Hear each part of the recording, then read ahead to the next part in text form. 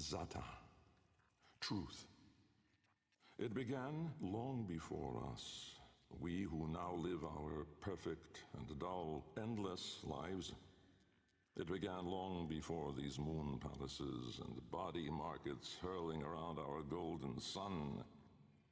It began long before our light coil thinkers, our radiation wars, our oil, smoke. It began with us, the continuity and its twin, wanderlust. The need for unseen shores deep in our marrow. No judge, jester, queen, or king can escape this old blood. We are nomads, eternal. And when no ocean, mountain, or sky could contain us, our gaze hungered starward. Afar, they mocked us with their brittle light, winking and jeering like dangling iotons, forever out of reach, illuminating the truth. Immortal as we are, we die with the sun. That's where I come in.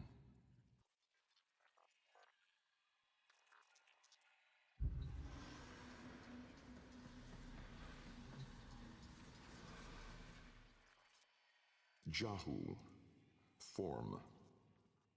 My departure was a day less than any other. When I stepped inside the bell, I saw no crowd through its glass, no skeptical onlookers, no regal send-off. They all had given up on me and my paradoxical formulations.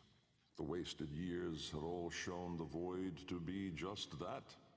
Nothing, no energy, no entanglement, no form. To spacefaring ambitions, a dead end. On the day, my laboratory was mostly vacant of witnesses, most of all of expectation.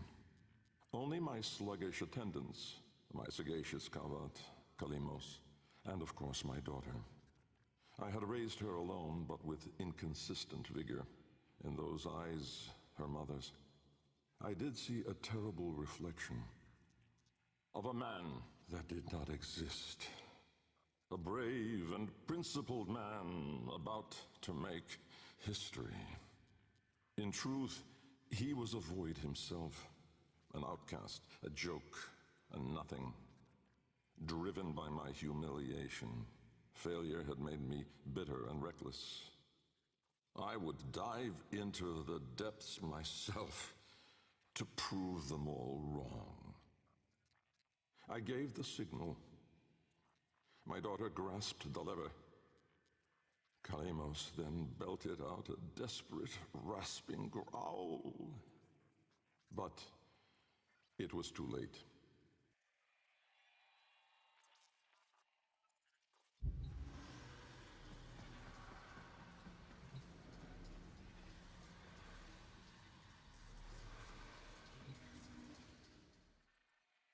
Vorm, order.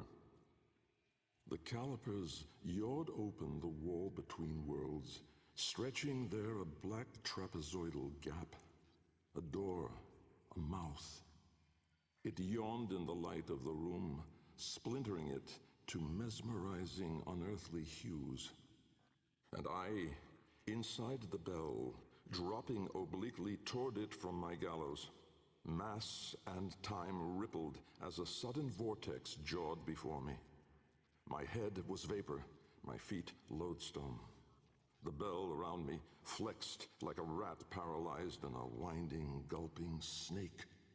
I faltered in the awe of it, stumbling against the ceraglass, and with that shifted the bell's path through the wall. It grazed the caliper membrane, the edge of the door.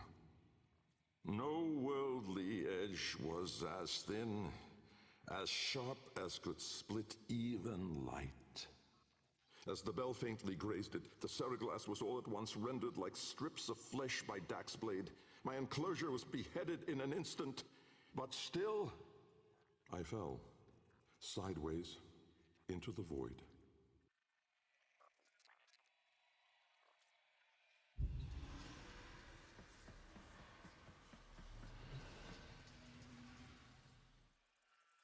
Thas, chaos.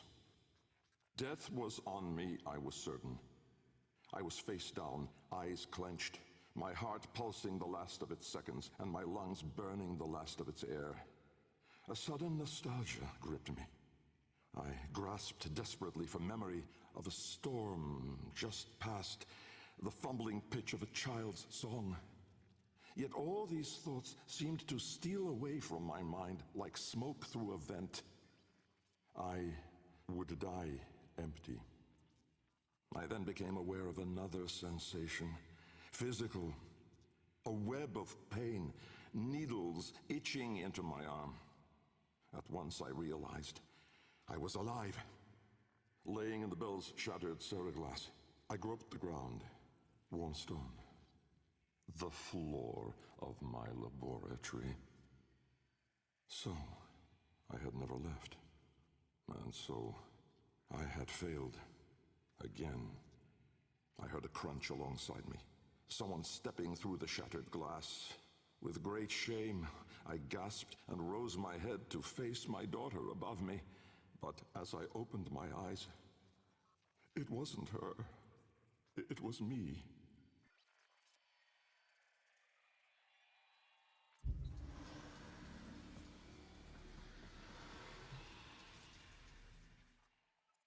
Riss, light.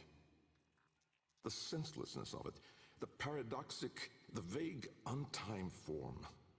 I was alone, but not, for I stood there confronted by myself, a twin but no brother, a reflection, but with dimension. Behind him, no horizon, but a vast broiling sea of caustic light pierced at random by black pin stars, and closer, around me, a gale of flowing vapor, profane in color, billowing relentlessly into the nascent lack, seeking all directions. I was standing on a precipice of familiar stone, jagged and unanchored as though cleaved directly from the very floor of my laboratory.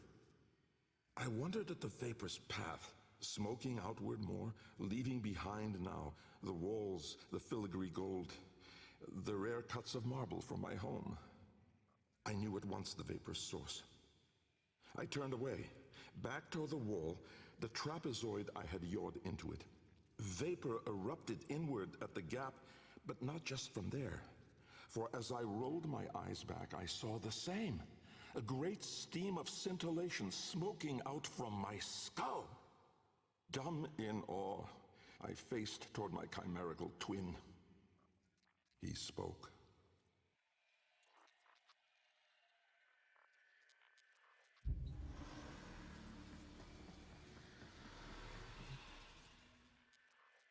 Kra, time. An old name, unspoken in the centuries since my mother reared me. A soft hiss, soothing as a viper's gaze. Little Bengal. The other me reached out, offering his hand, gliding toward me without moving, as though the distance between us was now collapsing. A confusion, most euphoric, filled my mind. With the shred of wit that remained, I decided that I should run for my life. At once, crazed and frantic, I fled. But I made no forward progress. Instead, the world compressed evermore around me, as though I were an anchor pulling the shore to reach. When I arrived at the door, or rather, the door arrived at me, I howled, hurling myself inside, out. And then and there I was, lost and unlost, howling on the floor in harmony with my wretched Deimos, lacerated in flesh and heart, scattered as the bell glass, spilling blood and stomach on the cold stone floor. But I sensed the other there, at the wall's breach behind me, reaching still. I screamed, but my voice was gone. Forever. I looked, but my eyes would never see again.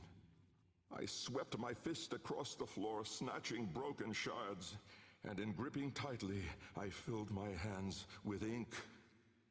Close it, I wrote.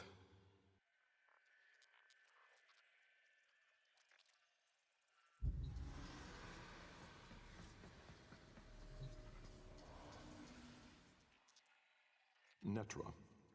Decay. Time, to us, is all but conquered.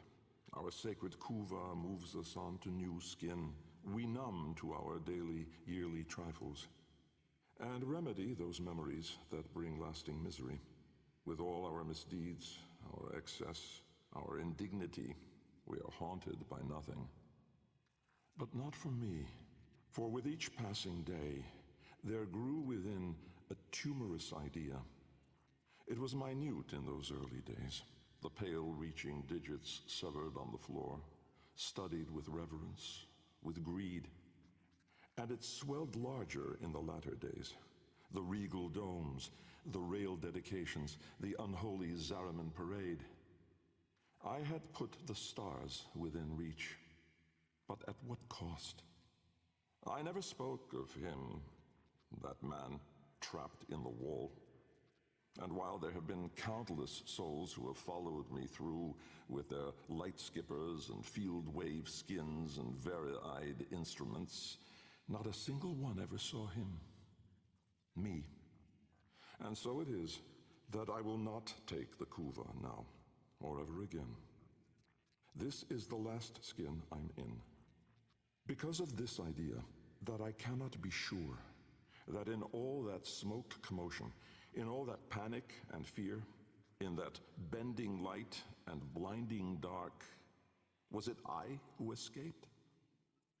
Or the other?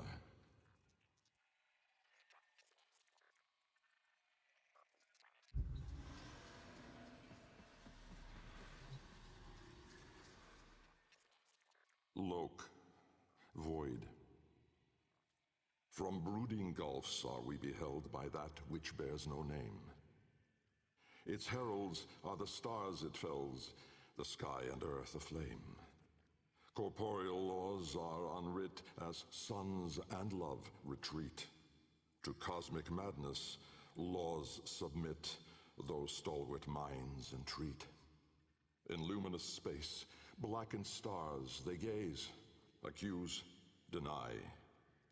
Roiling, moaning, this realm of ours in madness lost shall die.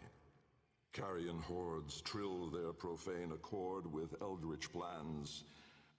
To cosmic forms from tangent planes, we end as we began.